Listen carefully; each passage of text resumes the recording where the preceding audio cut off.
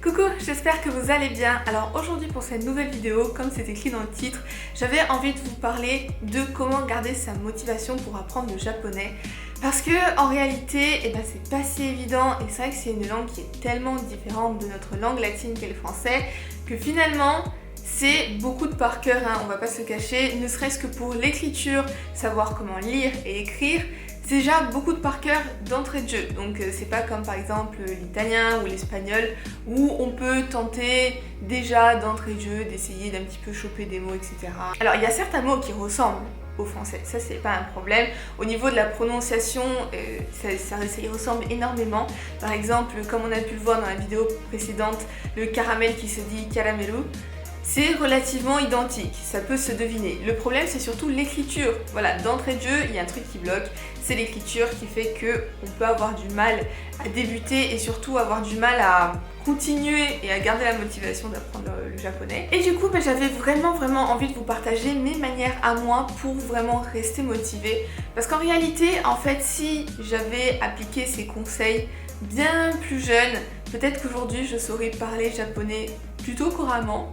Voilà, pas parfaitement, ça c'est sûr, mais en tout cas plutôt couramment, parce que ça remonte à des années et des années. J'ai retrouvé des anciens agendas, j'étais en train de faire le tri dans le garage il y a quelques jours de ça. Je suis tombée sur des agendas de quand j'étais au début du collège et je griffonnais en fait des mots de japonais pour essayer d'apprendre. Mais malheureusement, je n'ai pas tenu quand j'étais plus petite et du coup le peu que j'avais appris qui était déjà pas très conséquent, j'ai tout oublié malheureusement. Mais sincèrement, si j'avais pu rester motivée, aujourd'hui, 25 ans, donc ça m'aurait fait... On rentre au collège à quel âge ? 10, 11 ans à peu près, donc c'est ma première année de collège. Au moins 13 ans du coup pour être à peu près dans le truc, mais il y a au moins 13 ans de ça, donc si j'avais continué pendant 13 ans, je pense que j'aurais quand même un bon niveau. Malheureusement, j'ai pas continué. Donc du coup aujourd'hui, effectivement, ça fait déjà quelques mois que je suis en train d'apprendre et je suis toujours dedans, il n'y a pas de souci. Donc du coup, j'avais vraiment envie de vous partager mes manières de rester motivée. Comme ça, si vous aussi vous vous lancez dans l'apprentissage du japonais ou de n'importe quelle autre langue, peut-être que ça pourrait potentiellement vous aider à rester motivé. Du coup, j'ai essayé de faire les choses bien, j'ai tout écrit. Voilà, j'ai fait une petite liste des différentes choses que j'applique. Donc du coup, première méthode dont je voulais vous parler, et c'est surtout la méthode en fait qui m'a fait penser à faire cette vidéo, c'est le fait de varier les sources, varier les manières d'apprendre la langue. Donc pourquoi j'ai fait ça ? Eh bien tout simplement parce que j'ai fait un déménagement d'Irlande il y a quelques semaines de ça maintenant. Donc j'avais vécu, pour ceux qui ne le savent pas, qui ne me suivent pas sur Twitch, parce que sur Twitch je raconte tout le temps ma vie.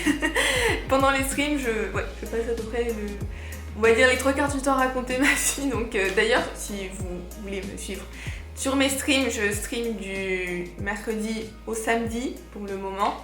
4 jours par semaine. Et du coup, si vous voulez nous rejoindre, je stream en début d'après-midi. Je vais vous laisser le lien en barre d'infos et quelque part par là, on verra. Mais ce qui est sûr, c'est que du coup, les personnes sont au courant du côté de Twitch, mais peut-être pas du côté de YouTube. Et du coup, j'ai vécu pendant plusieurs années en Irlande. Et là, maintenant, je suis retournée en France. Et du coup, fallait faire le déménagement inverse et tout ramener en France. Et du coup, là-bas, j'ai trouvé, entre autres, une méthode que je n'ai jamais utilisée pour le moment. Je ne l'ai pas encore inclus dans ma manière d'apprendre. Donc, j'ai pris quelques images pendant le déménagement. Je pense qu'elles sont pas très stables et pas très bien prises, mais au moins c'est pour vous montrer de quoi je parle. Donc du coup je les incrusterai à un moment donné. Mais c'est surtout que j'ai déjà fait plusieurs vidéos effectivement sur les différentes méthodes que j'utilise, mais je vous ai jamais parlé du pourquoi, du comment j'utilisais plusieurs méthodes. Genre en soi j'aurais pu utiliser qu'un livre, comme le livre que j'utilisais dans mes premières vidéos, et rester là-dessus et continuer là-dessus. Mais je vous ai en réalité présenté plusieurs choses. D'ailleurs, je vous mettrai toutes les vidéos avec les différentes méthodes en barre d'infos si vous voulez voir l'entièreté en fait des méthodes que j'utilise. Et je vous ai jamais expliqué pourquoi je variais autant justement. Donc du coup, c'est chose faite aujourd'hui. Voilà pourquoi je varie mes méthodes en fait, tout simplement ça me permet de rester motivée parce que je suis pas le genre de personne qui aime trop la routine, dans le sens où répéter inlassablement exactement les mêmes choses au quotidien, c'est vraiment pas trop mon délire malheureusement. Je sais que c'est un défaut, mais j'ai du mal à faire autrement. C'est vrai que répéter tout le temps les mêmes choses, les mêmes gestes au quotidien, j'ai un petit peu de mal. Et du coup, pour rester motivée, et même justement j'ai trouvé cette idée de varier les sources et varier les manières d'apprendre le japonais pour ne jamais me lasser. Donc si je vois qu'au bout d'un moment je commence un petit peu à en avoir marre d'une méthode, je vais pas du tout continuer à forcer et juste je passe sur une autre manière d'apprendre tout simplement. Donc ça passe par des vidéos YouTube, par des ouvrages, donc des bouquins d'apprentissage, des applications, des séries, tout un tas de choses, des forums. Franchement, j'utilise beaucoup de manières différentes et ça me permet de continuer à avancer. Du coup, en fait aussi, ça amène au second conseil que je peux vous donner et que j'applique. Mais justement, en fait, le fait de croiser les sources, ça peut permettre de voir un unique point de leçon, d'apprentissage de plusieurs manières différentes. Donc ça, je trouve que c'est vraiment important parce que le fait de buter sur une donnée, des fois ça peut démotiver et on laisse un petit peu de côté parce qu'on s'en sort pas et on passe à autre chose et finalement on abandonne complètement le point qu'on n'a pas compris. Et le fait de croiser les sources comme ça, nécessairement ça peut aider parce que par exemple, je sais pas, vous comprenez pas un point de grammaire ou il y a un kana que vous n'arrivez pas à retenir. Des fois ça arrive, il y a des formes qui sont plus complexes que d'autres. S'il y a un kana sur lequel vous butez, vous n'arrivez pas à vous en souvenir, vous n'arrivez pas à l'identifier dans un texte, juste prenez différentes sources pour apprendre ce kana. Donc des bouquins, le fait de répéter sur une feuille de papier, réécrire, des applications, des moyens mémotechniques, qu'importe. Prenez différentes manières d'apprendre et justement le fait de croiser les informations comme ça peut vous permettre de mieux retenir. Et c'est pareil pour tout. Le fait de regarder des vidéos, le fait de lire sur un livre, le fait d'écrire, ça ne fait pas appel aux mêmes mémoires. Donc il y a la mémoire auditive, il y a la mémoire visuelle, etc. Et le fait justement de croiser ces sources-là, ça fait appel à plusieurs mémoires et au moins ça vous assure le fait de peut-être retenir beaucoup plus facilement. Donc de la même manière que ça peut être intéressant de varier les manières d'apprendre pour ne pas se lasser, c'est aussi très intéressant pour retenir les données. Ensuite, du coup, autre conseil que je peux vous donner sur ma manière d'agir par rapport à l'apprentissage du japonais, c'est le fait de se donner des objectifs simples. S'il y a bien un truc que j'ai remarqué qui peut démotiver lors de l'apprentissage, c'est le fait de se donner trop de choses à faire en une journée. Et le problème qu'il y a, c'est que quand on se donne trop d'objectifs, si on n'arrive pas à les atteindre, au fur et à mesure du temps, ça peut nous démotiver parce que une fois qu'on n'a pas atteint une première fois nos objectifs, on a tendance à plus facilement faire moins d'efforts pour atteindre les objectifs des jours suivants parce que de base, ça nous paraît être une grosse quantité de boulot à faire et petit à petit, on grignote et en fait, on finit par ne plus rien faire du tout.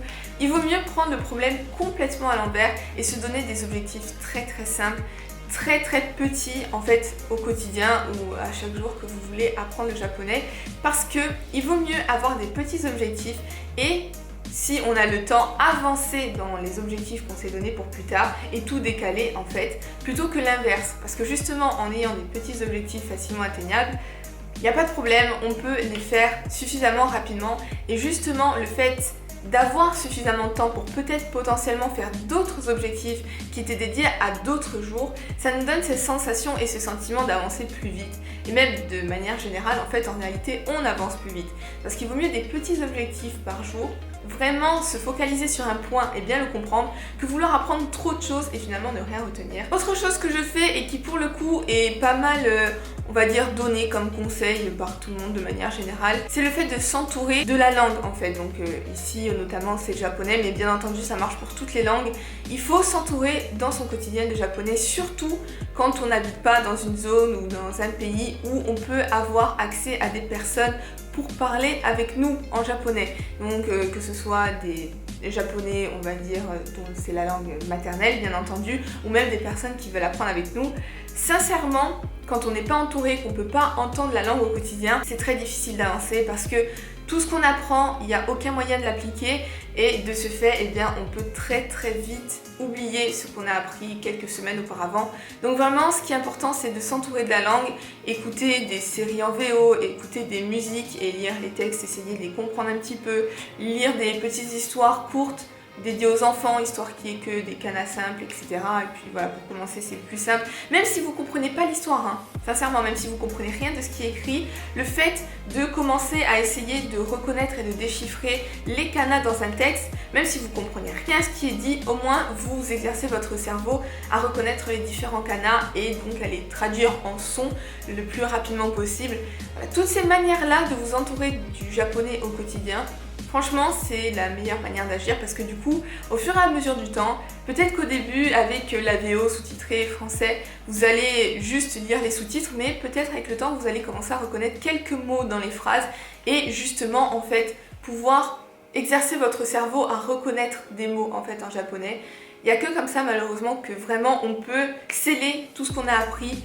Tout ce qu'on a appris sur papier, le temps qu'on a passé à apprendre des mots, c'est la seule manière de les sceller, c'est en les appliquant en fait au quotidien, au fur et à mesure du temps. Ensuite, au niveau de l'apprentissage en lui-même, du temps qu'on lui accorde, ça c'est quelque chose dont j'avais déjà parlé dans une de mes premières vidéos, mais je préfère le répéter ici, c'est le fait de s'accorder plutôt des petites sessions régulières, plutôt qu'une grosse session hebdomadaire ou mensuelle, qui sait, mais le fait de passer beaucoup de temps en leçon comme ça d'un coup, ça marche pas du tout en réalité. Peut-être ça marche sur certaines personnes, mais de manière générale, je pense que ça ne fonctionne pas.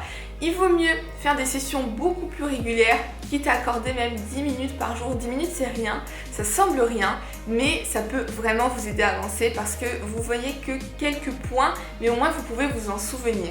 Voilà, le fait qu'il y ait très peu de points, ça permet de mieux mémoriser. Si vous faites une grosse session d'apprentissage, le problème c'est qu'effectivement vous allez voir beaucoup de choses dans une même journée, mais sincèrement, je ne veux pas trop m'avancer, mais si vous essayez juste de mémoire la semaine d'après, ne serait-ce que 7 jours plus tard, d'expliquer à quelqu'un l'entièreté de ce que vous avez donc appris pendant cette session-là, je pense pas que vous vous souveniez du tiers de ce que vous avez appris, très sincèrement, parce que si par exemple vous dédiez 5 heures, 6 heures dans la journée à l'apprentissage du japonais et que vous voyez tout simplement plein de points différents, je pense que vous ne retenez pas tout. C'est comme tout en fait, comme les étudiants, au bout de la journée, quand on a fait maths, physique, français, histoire, au bout d'un moment dans la journée on n'en peut plus et finalement tout s'embrouille, et même je me demande même si on retient une seule chose de ce qu'on a appris dans la journée.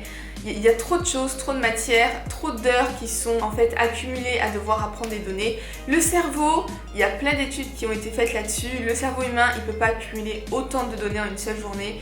Et donc c'est pareil lorsqu'on apprend en autodidacte que lorsqu'on apprend en cours. Même si du coup on est plus motivé, c'est pas une obligation différemment des cours en fait, mais que c'est quelque chose qu'on veut vraiment faire, ça change rien malheureusement, parce que le fait de vraiment vouloir accumuler autant de données d'un coup, le cerveau ne suit pas et c'est un très bon moyen pour tout oublier et pour se démotiver rapidement. C'est comme tout en fait, c'est comme à la course, vous voyez, comme au sport. Si on a un marathon à faire et qu'on est hyper motivé et qu'on part à fond, au bout d'un moment on n'a plus d'énergie pour le reste de la course et du coup on est crevé et on peut pas finir le marathon. Là c'est exactement le même délire. Si vous êtes complètement enjoué par le fait d'apprendre le japonais, donc vous avez cette motivation qui est extrême de la nouveauté, de ce besoin de faire quelque chose de différent dans le quotidien, essayez de garder cette motivation et cet engouement et de l'étaler sur le temps en justement faisant des petites sessions et en gardant cette motivation, parce que si vous donnez tout dès le départ, n'oubliez pas, c'est comme une course. Si vous donnez à fond, si vous courez à fond dès le départ, vous allez perdre toute votre énergie pour la fin et même limite vous perdrez peut-être la motivation de retenter une course plus tard. Et donc associé à ça, il faut être réaliste dans son emploi du temps. Donc quand je dis de faire des petites sessions, je parle de 10 minutes, mais ça peut être 10 minutes, 20 minutes, une demi-heure, parfois même 1 heure pour certaines personnes qui ont le temps et qui aiment bien avoir un rythme assez soutenu, parce que déjà 1 heure par jour c'est quand même énorme, mais il y a des personnes qui fonctionnent mieux comme ça, qui ont besoin de voir un point plus longtemps que d'autres. Mais ce qui est sûr, c'est qu'il faut que ça reste réaliste par rapport à votre propre emploi du temps. Donc du coup, qu'est-ce que ça veut dire? Eh bien, ce que je vous conseille de faire, c'est d'entrée de jeu poser sur papier votre emploi du temps actuel, avec tout ce que vous êtes dans l'obligation de faire au quotidien. Tout, vraiment tout de A à Z. Si vous avez des cours, si vous avez un travail, si vous avez à manger à faire, si vous avez le ménage à faire, si vous avez des enfants à déposer à l'école, si vous avez... je ne sais plus quoi d'autre. De manière générale, toutes vos obligations, apposez-les sur un emploi du temps et regardez les moments que vous avez de libre. Un des arguments principaux des gens en général, c'est le fait de ne pas avoir le temps. Et justement, c'est là où les 10 minutes interviennent. Sincèrement, ça ne coûte rien le soir de se coucher 10 minutes plus tard ou le matin de se lever 10 minutes plus tôt. Ça dépend des personnes. Il y en a qui apprennent mieux le matin, d'autres qui apprennent mieux le soir. Ou même de manière générale, si vous avez une pause du midi, si vous avez un trajet en bus à faire, qu'importe, il y a toujours moyen de trouver 10 minutes dans la journée. Il faut adapter ce temps donc de révision au moment où vous le pouvez. Et en plus de ça, ce qui est important, c'est qu'il faut faire en sorte que cette session d'apprentissage rentre réellement dans votre emploi du temps. C'est-à-dire que si vous voulez faire 10 minutes, encore une fois, de révision dans la journée, et que vous vous dites, bon, je m'en occuperai quand je pourrai, dès que j'ai un petit creux dans la journée qui se libère, je fais ma session de révision. Ça marche pas. Ça marche pas parce que, surtout quand notre argument principal pour ne pas réviser, c'est le fait qu'on n'ait pas le temps, on a toujours autre chose à faire en fait que le japonais. On va avoir du ménage à faire, on a des courses à faire, on a des devoirs à faire. Il y a toujours autre chose à faire en fait. Alors que si ces 10 petites minutes, on se les accorde à un moment très précis de la journée, on se les libère et on n'a pas d'excuses en fait, parce que ça fait partie intégrante de notre emploi du temps. Donc si par exemple vous sortez des cours à 16h, que vous dites, eh bien à 16h30 je me fais 10 minutes de révision de japonais, et c'est ce moment-là que vous dédiez au japonais, eh bien de ce fait, vous savez que avant de faire vos devoirs, vous avez 10 minutes de japonais et il n'y a pas d'excuse en fait pour annuler cette session. Vous voyez ce que je veux dire? Et si par exemple, je sais pas, le dimanche c'est la journée que vous passez en famille, vous sortez tous les dimanches avec vos parents, avec vos amis, eh bien le dimanche tout simplement vous ne révisez pas. C'est tout, c'est pas plus compliqué que ça. S'il y a une journée où vous êtes sûr d'être dehors, que vous pouvez pas faire autrement, ou juste que vous n'avez pas envie de faire autrement et que vous pouvez pas réviser, ben faites comme ça. Vous faites les révisions du lundi au samedi, admettons, et chaque dimanche, ben vous révisez pas. Si vous essayez de vous forcer à réviser et dire non mais quand même tous les dimanches je vais essayer de caler ça, vous allez voir, ça va vous démotiver et petit à petit vous allez encore une fois grignoter sur la semaine et faire de moins en moins de révisions.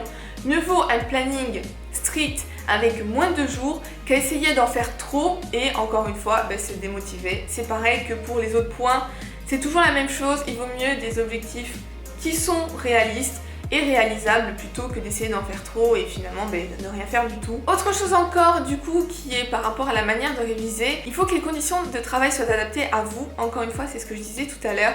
Donc tout simplement, si vous êtes quelqu'un qui aimait être dans un environnement où il y a du bruit pour apprendre, etc., essayez de faire en sorte d'être dans ces conditions. Si vous préférez être au calme, essayez d'être dans ces conditions. Mais quoi qu'il en soit, il faut que les conditions de travail soient optimales pour vous. Quelqu'un qui ne peut pas réviser dans le bruit, je déconseille à 100% de réviser dans le bus parce que vous allez vous démotiver rapidement. Pourquoi? Parce que ça va devenir une contrainte en fait. Si lorsque vous révisez le japonais, c'est une situation qui est pas confortable pour vous pour l'apprentissage, vous allez plus voir ça comme quelque chose de ludique et quelque chose dont vous avez envie de faire. Vous allez voir l'apprentissage comme une vraie contrainte et c'est pas le but. Le fait d'apprendre une langue, c'est avant tout pour soi, c'est quelque chose qui permet de discuter avec les gens, c'est quelque chose de positif. Donc du coup, c'est pas du tout en fait l'occasion de se rajouter une contrainte supplémentaire dans la journée. Donc ça c'est très important, faites en sorte d'avoir des conditions de travail qui vous correspondent. Avant-dernier point et surtout donc qui relie à peu près tout le reste, c'est qu'il faut être conscient que l'apprentissage d'une langue ça demande des efforts. Si vous vous mettez à l'idée que le japonais, certes c'est une langue cool à apprendre, ça peut permettre plein de trucs, ça permet de voyager, ça permet de découvrir de nouvelles personnes, ça peut permettre plein de choses, mais que vous êtes conscient que cet apprentissage n'est pas évident, que ça demande des efforts, de suite vous vous mettez en condition pour savoir qu'il va falloir donner de sa personne pour apprendre. Ça peut paraître bête comme ça, mais si on se dit que c'est cool, c'est motivant le fait de faire quelque chose, par exemple, je sais pas, vous voulez vous mettre à la couture, vous voulez vous mettre à la peinture, vous êtes vachement motivé et vous voulez de suite dessiner une belle œuvre et faire un beau tableau bien peindre, ou encore vous créer une belle robe avec plein d'empiècements.